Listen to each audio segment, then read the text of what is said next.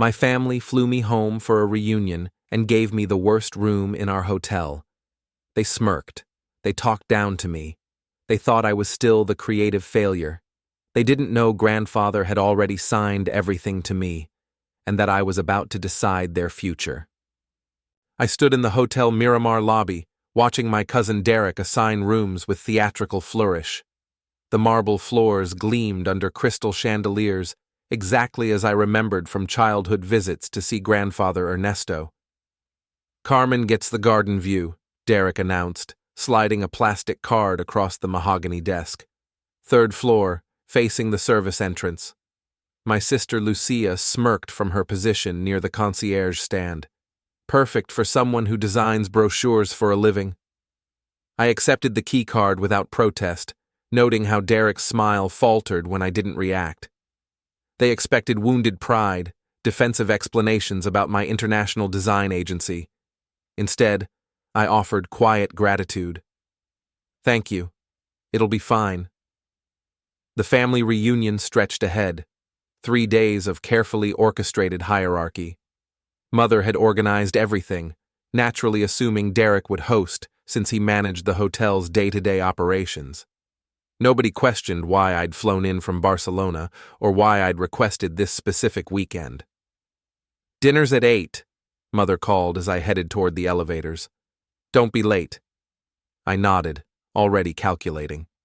The service entrance view meant I'd hear every delivery, every staff conversation, every piece of operational information.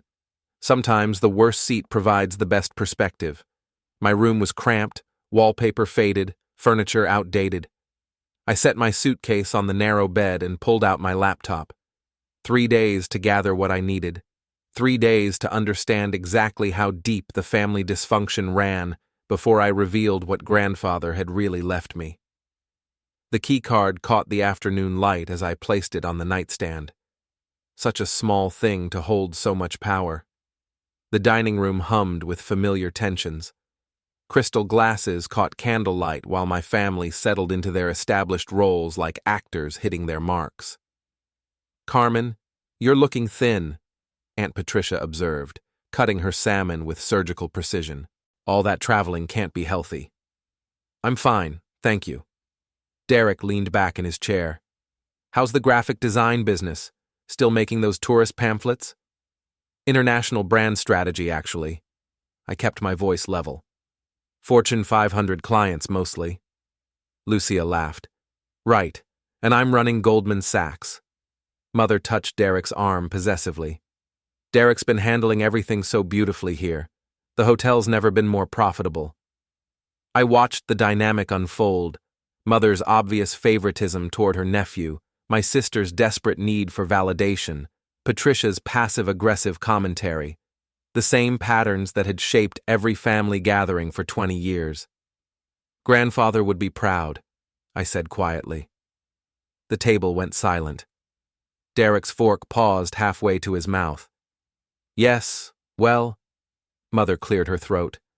"Ernesto always had his favorites." "He saw potential in unexpected places," I continued, meeting her eyes. "Remember how he used to say the hotel was really about understanding people?" "Sentimental nonsense," Derek muttered. "Business is business." "Is it?" I asked, genuinely curious. "What do you think makes someone a good steward of a family legacy?" Derek straightened, sensing challenge. "Vision, leadership, someone who understands operations, not just pretty pictures." I nodded thoughtfully, filing away his words. Around the table, my family revealed themselves with every comment, every gesture, every assumption about my place in their hierarchy. "More wine, anyone?" I offered, playing the accommodating daughter while memorizing everything. I couldn't sleep. The service entrance below my window stayed busy until midnight. Late deliveries, staff shift changes, the hotel's hidden machinery grinding on. At 2 a.m., I slipped into the hallway. The Hotel Miramar felt different at night, more honest somehow. Grandfather's presence lingered in the crown molding, the careful placement of antique furniture, the way moonlight fell through tall windows. I found myself in his old office, now Derek's domain. The door was locked, but I knew about the loose window latch. Grandfather had shown me during one of our secret tours when I was 12. Inside, everything had changed. Grandfather's warm mahogany desk was gone, replaced by glass and chrome. The walls, once lined with family photos and local artwork, now displayed profit charts and efficiency metrics. I searched carefully, looking for any trace of the man who'd built this place with immigrant determination and deep love for hospitality. In the bottom drawer, behind Derek's files, I found a manila envelope marked Personal EM. My hands trembled as I opened it. Inside, a stack of correspondence in my mother's handwriting. The top letter was dated 6 months ago. Derek is the obvious choice. Carmen has always been difficult, never understood the family business. Her art school fantasies prove she lacks practical judgment. We both know Ernesto's getting sentimental in his old age. I read 3 more letters, each one systematically undermining my relationship with grandfather, each one painting me as irresponsible, ungrateful, unsuited for any real responsibility. The worst part wasn't the betrayal, it was recognizing the calculated nature of it. Mother had been building her case for months, ensuring Derek would inherit everything. I photographed each page with my phone, then carefully returned everything to its place. The window latch clicked softly as I climbed back out into the garden. My room felt smaller when I returned, but my purpose felt clearer. Breakfast arrived with my wake-up call. Continental service on a plastic tray, not the elegant silver service delivered to the family suites. I ate mechanically while reviewing the photographed letters on my phone. Mother's handwriting revealed a woman I barely recognized. Cold. Calculating. Determined to position Derek as the responsible heir while systematically discrediting me. A knock interrupted my thoughts. Lucia entered without waiting for permission, her expression suspicious. "What were you doing wandering around last night?" "Couldn't sleep. I took a walk." "Derek thinks you're up to something." I set down my coffee cup. "What could I possibly be up to?" "I don't know, but you're acting strange. Different." Lucia perched on the room's single chair. "You're usually more reactive, more emotional. Maybe I'm growing up. Or maybe you're planning something." Her eyes narrowed. "You always were grandfather's pet. He probably left you some sentimental trinket, didn't he?" I kept my expression neutral while my heart raced. "What makes you think that?" "The lawyer called Derek yesterday. Apparently there are some additional provisions in grandfather's will that need to be discussed with the family. Derek's scheduling a meeting for this afternoon." The room felt suddenly airless. I managed a casual shrug. "Probably just some old furniture or photo albums." Lucia stood, smoothing her designer dress. "Right. Well, don't get your hopes up. We all know who really deserves to inherit this place." After she left, I found the hotel receipt I'd saved from my first visit here as an adult, 5 years ago, when grandfather was already sick, but still sharp. He'd insisted on paying for my room personally, writing a note on the back. "Every perspective has value, mija. Sometimes you have to see from the bottom to understand the top." I'd kept it as a memento. Now it felt like prophecy. The lawyer's call came at noon. "Miss Delgado? I need you to come to your grandfather's private office. There's something he wanted you to see before the family meeting." I found Mr. Hernandez waiting in a small room behind the hotel's business center, a space I'd never known existed. Grandfather's real office, apparently, where he'd conducted his most private affairs. "Your grandfather was very specific about the timing," Mr. Hernandez explained, producing an ornate key. "He wanted you to access his personal safe before the inheritance discussion." The safe sat behind a painting of the hotel's original construction.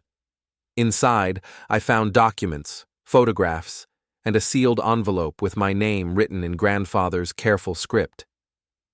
"He knew," Mr. Hernandez said quietly, "about your mother's campaign against you, about Derek's assumptions, about the family's treatment of you." My hands shook as I opened the envelope. Inside, a letter in grandfather's handwriting and something that made my breath catch. The original deed to Hotel Miramar, with a recent addendum transferring full ownership to Carmen Elena Delgado. He changed his will 6 months ago, the lawyer continued. The same week your mother began writing those letters to Derek. Your grandfather had his own sources of information. I stared at the deed, trying to process the magnitude of what I held. Not just inheritance, complete ownership, the hotel, the land, everything. There's more, Mr. Hernandez said, handing me a thick folder. Financial records, operational reports, staff evaluations. Your grandfather wanted you to understand exactly what you're inheriting.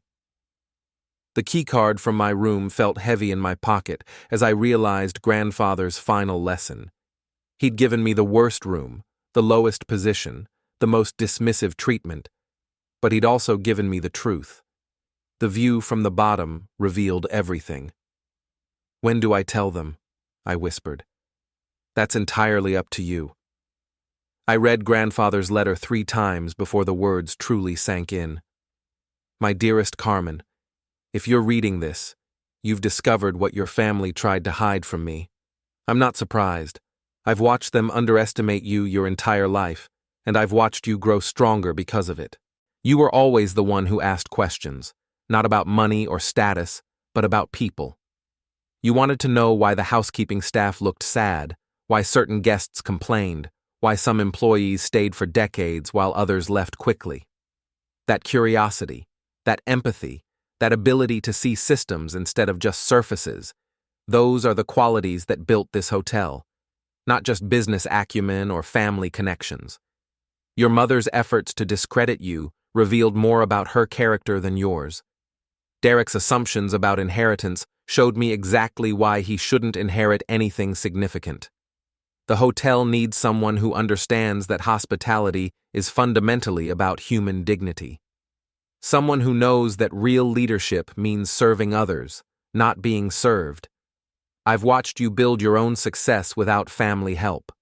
I've seen how you treat service workers, how you listen to people others ignore, how you solve problems through patience rather than power. Hotel Miramar isn't just a business, it's a responsibility. A chance to create space where people feel valued, where families can heal, where strangers become friends. I trust you with this legacy, not because you're my granddaughter, but because you're the only one who truly understood what I was trying to build. The choice of how to reveal this inheritance is yours. You could announce it dramatically, use it to shame those who dismissed you, or leverage it for personal vindication. But I hope you'll choose the harder path, the one that opens doors for healing rather than building higher walls. Whatever you decide, know that I'm proud of you. Not for what you'll inherit, but for who you've become, despite everything. Con amor, Abuelo Ernesto. I set the letter down with trembling hands. Outside, the afternoon sun painted golden stripes across the carpet. In 3 hours, my family would gather expecting Derek to receive his expected inheritance. Instead, they'd discover that the granddaughter they'd systematically marginalized now owned everything they'd assumed was theirs. The question wasn't what I'd inherited, it was what I'd do with the power. The family gathered in the hotel's private dining room at 5 o'clock sharp. Derek sat at the head of the table like he already owned it. Mother flanked him protectively. Lucia and Aunt Patricia completed the circle, leaving me the chair closest to the door, the servant's position. Mr. Hernandez cleared his throat. Thank you all for coming. Ernesto's will contains some provisions that may surprise you. Just get to the business details, Derek interrupted. We all know the hotel goes to me. Carmen probably gets some token amount. I watched their faces, memorizing this moment before everything changed. Actually, Mr. Hernandez continued, the hotel's ownership has already been transferred. 6 months ago, Ernesto executed a new deed. Derek straightened. Transferred to whom? To his granddaughter, Carmen Elena Delgado. The silence stretched like a held breath. Mother's face went white. Derek's mouth opened and closed soundlessly. "That's impossible," Lucia whispered. I reached into my folder and withdrew the photograph grandfather had included with the deed. A picture of us together at my college graduation, his arm around my shoulders, both of us smiling. He'd written on the back, "The real inheritor of dreams." "It's not impossible," I said quietly. "It's just not what you expected." Derek slammed his hand on the table. "This is ridiculous. I've been running this place for 3 years. As an employee," I replied. "A well-compensated manager, but not an owner." "You can't be serious." Mother's voice cracked. "You know nothing about hotel operations." "I know about international business strategy. I know about brand development. I know about treating people with dignity." I met her eyes. "I also know about the letters you wrote to Derek, systematically undermining my relationship with grandfather." The color drained from her face. "You photographed private correspondence?" Derek demanded. "I discovered evidence of a campaign to manipulate an elderly man's final decisions. There's a difference." Aunt Patricia leaned forward. "What do you intend to do?" I looked around the table at these people I'd loved despite everything, flawed, frightened, human. "I intend to honor grandfather's vision, and I'm hoping you'll help me." "Help you?" Derek's laugh was bitter. "After you've humiliated us?" "I haven't humiliated anyone. I've simply revealed the truth." I pulled out copies of the financial reports Mr. Hernandez had given me. "These show the hotel's actual performance under your management." Derek's confidence faltered as I spread the documents across the table. Revenue down 12% over 2 years. Staff turnover at 37%. Guest satisfaction scores declining steadily.